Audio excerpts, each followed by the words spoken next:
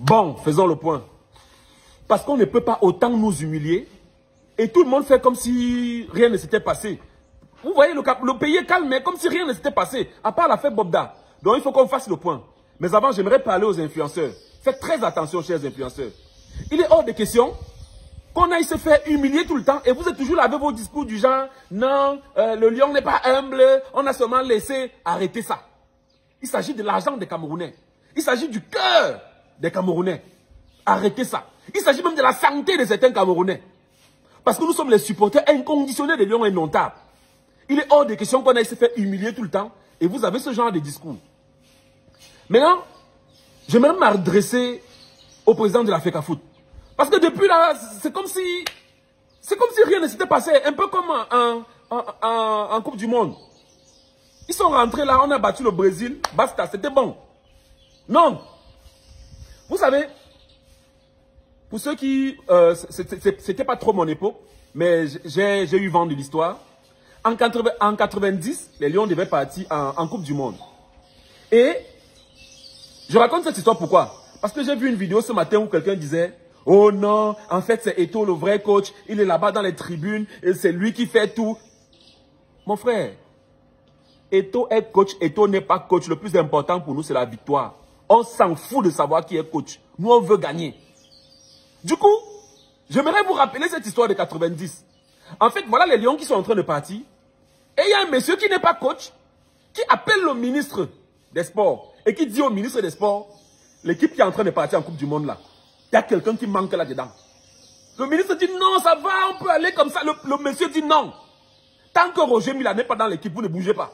C'est comme ça que le monsieur a pesé de tout son poids malgré le fait qu'il ne soit pas coach. Il n'a jamais joué au foot. Bon, peut-être.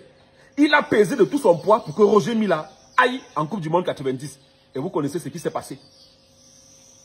Vous connaissez ce qui s'est passé. Jusqu'aujourd'hui, on se vante. Le Cameroun était le premier pays africain à arriver en quart de finale. Grâce à ce monsieur. Samuel Eto'o, prends l'exemple chez Paul Biya. Prends l'exemple chez Paul Biya. Voilà une équipe qui devait partir. Paul Biya, il s'est mis là, il a dit, si Roger Mila n'est pas là, tu es sûr qu'il aimait Roger Mila. Si Roger Mila n'est pas dans cette équipe, c'est sûr qu'on n'ira pas loin. C'est comme ça qu'il a pesé de tout son poids pour que Roger Mila soit là.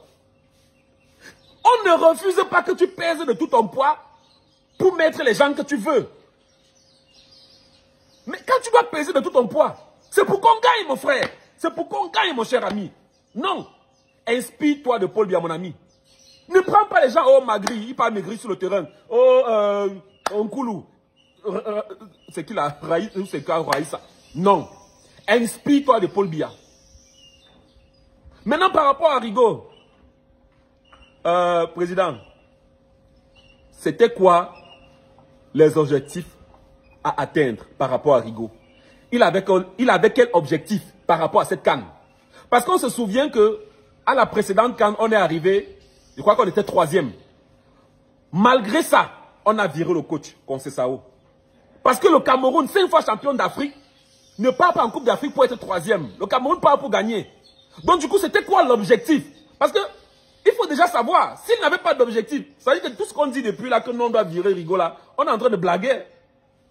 Parce que j'ai d'abord l'impression qu'en Coupe du Monde, l'objectif de Rigaud, c'était de battre le Brésil. Parce que depuis là, c'est sur ça qu'on dort. Hein. On a battu le Brésil en Coupe du Monde, c'est bon et tout le monde est tranquille.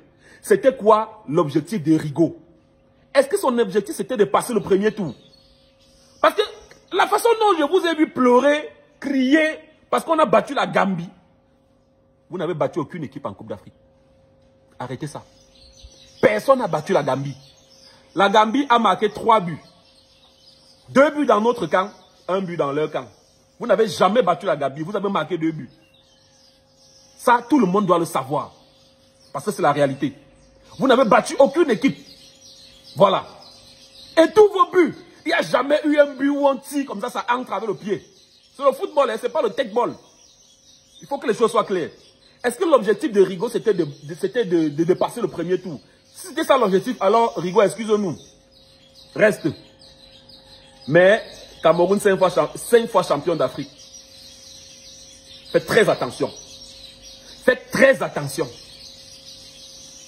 Quels ont été, ou alors quel a été l'objectif assigné à Rigobert Song?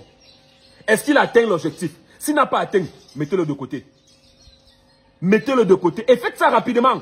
Parce que si au bout, nous on est des supporters inconditionnels des Lions. Si au bout d'une semaine, 2 semaines, rien n'est fait. Non, non, nous on va aller à Etoudi s'asseoir. Hein. Et ce n'est pas la rigolade. Hein. Parce que là, vous faites comme si tout s'est bien passé. Non, non, non, non. Non. Voilà. Et si par contre l'objectif de Rigo c'était de passer le premier tour, les gars, mieux vous venez vous asseoir à la feignante avec moi ici, on joue au Ludo. Si c'était ça l'objectif. Et c'est comme ça que ce pays fonctionne. On ne se fixe jamais des objectifs.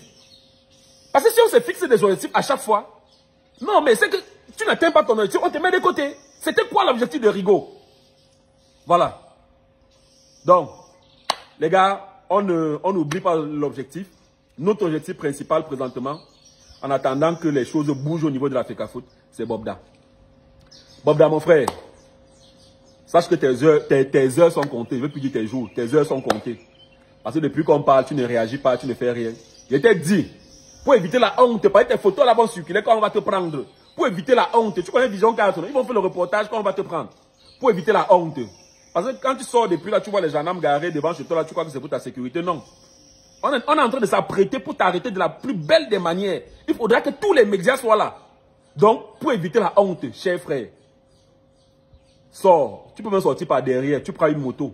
Je ne sais pas. Tu vas soit à la police, soit à la gendarmerie. Tu vas te livrer. Évite la honte. À bon entendeur, salut.